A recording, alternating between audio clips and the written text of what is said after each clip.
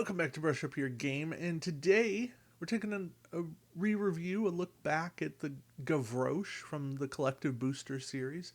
This was the introduction of the Maquis Raider, and you know, I, it's a ship that's kind of tough not to like.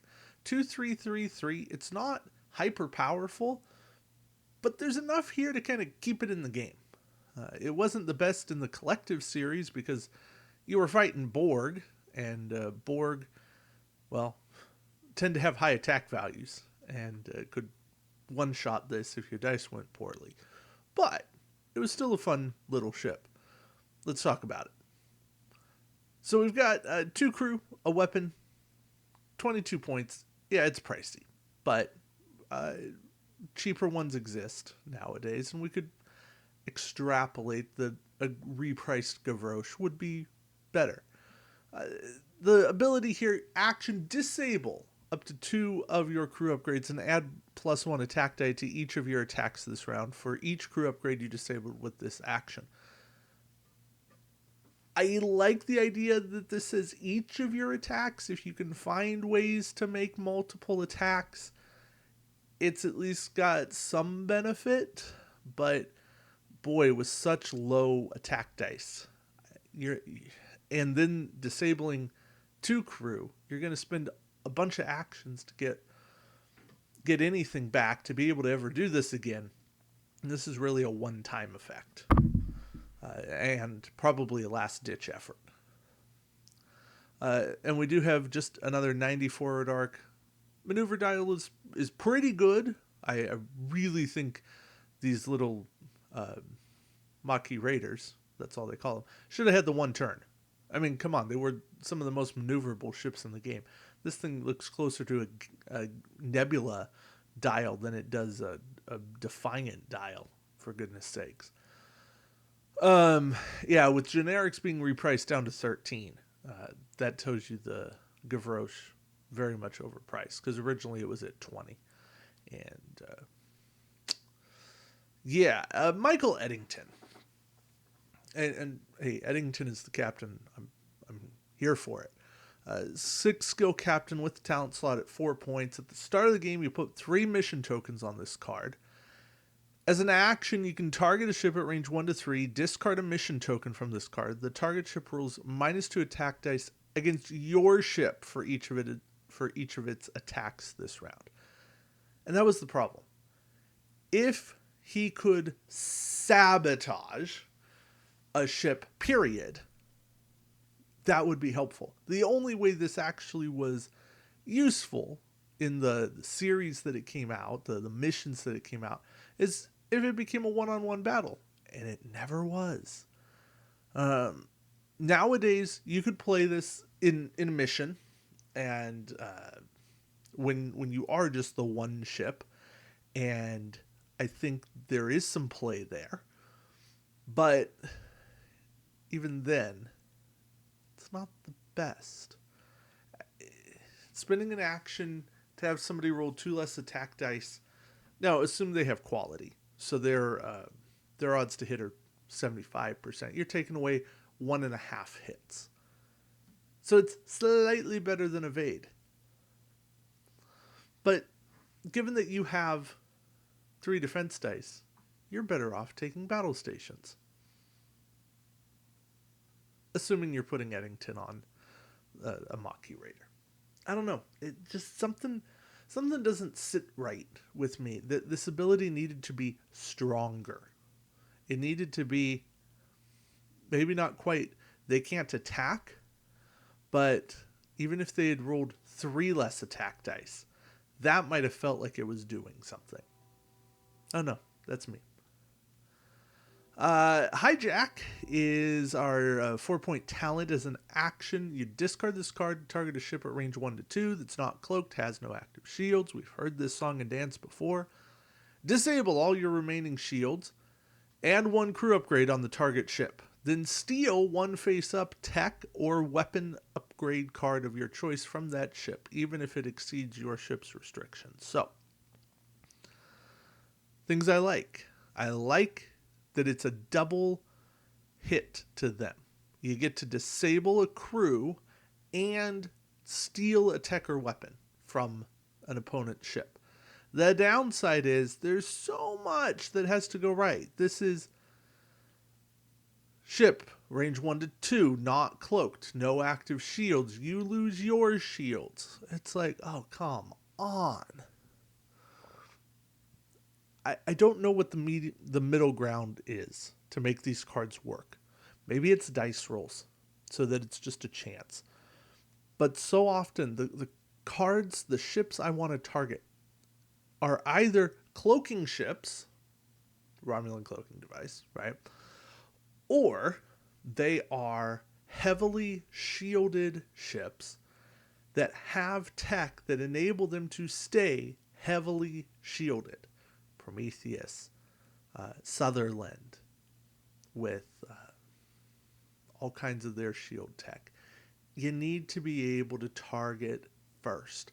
And the Maquis were all about finding little ways to disrupt all kinds of stuff that was going on. Hijack should have been a card to get through Cloak and Shields, at least with a chance. Maybe not a great chance, but a chance. Maybe it's roll 3 dice on a crit. You can bypass it. Or you can do it with a ship that's not cloaked and has no active shields. Fine. I don't know. I think it just needs something extra. Focus Particle Beam. Here's a doozy of a card. We got 4 points, 3 dice, range 1 to 3. Attack, disable this card, perform the attack.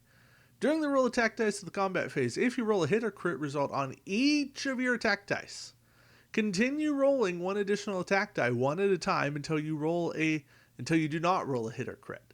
Max 3 additional dice. Add all hits or crits from the additional dice to your total. Any blank or battle stations from the additional dice are not added. So you can get 3, you could get up to 6. It's chance. In the booster set, it was cool. It gave you hope that you could take on a bigger ship. If that didn't feel like the underdog story, the Maquis, I don't know what does. But to me, this card was fun, thematic. Outside of that, no. It's not worth it. It's too much chance because you have to naturally roll 3 dice well. That's only a 1 in 8. So 12.5%. Then you have to keep going. Your odds are terrible of that happening. And then we get Lawn Suitor.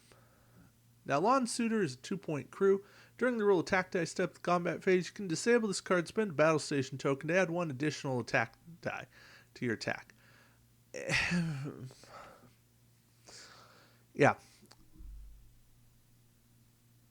I don't know why I would spend quality to add an additional attack die. We already have Bohica, who says if you have a battle station token, convert a blank to a hit.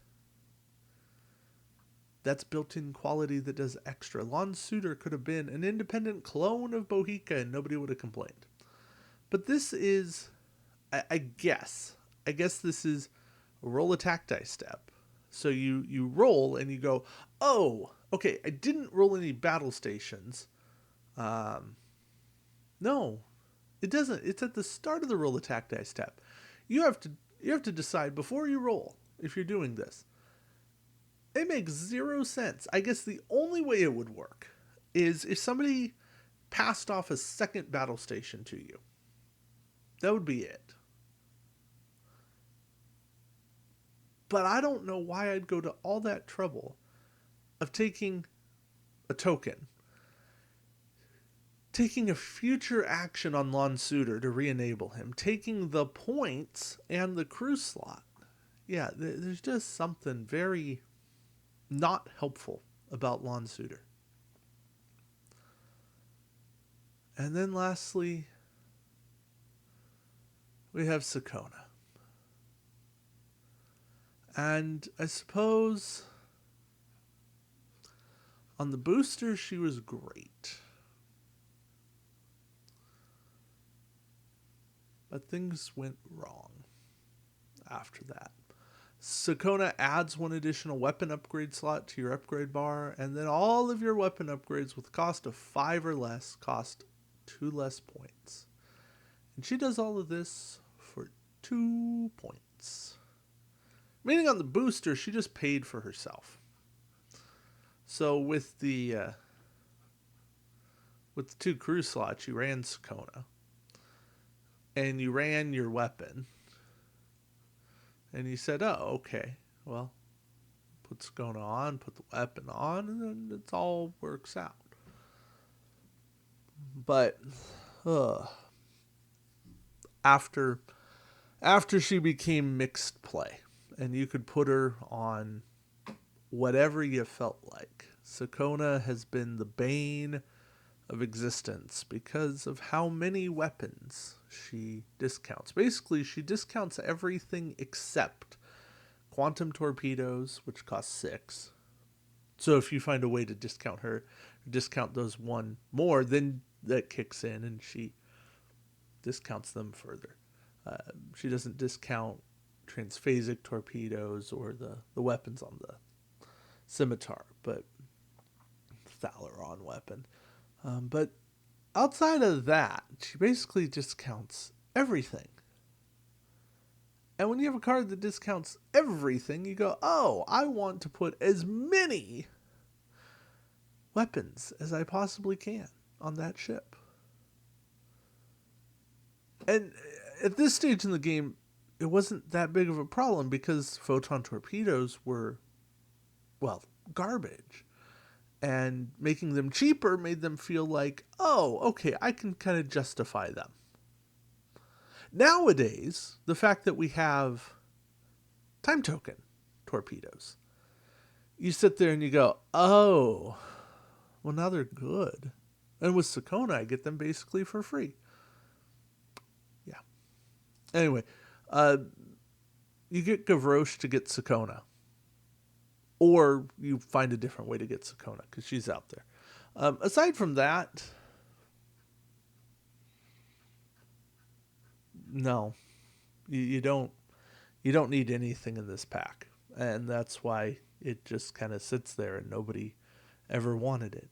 So, yeah, that's the Gavroche. 1 good card. And to the rest, see you later. All right, thank you all for watching. Until next time, keep brushing up your game. Take care.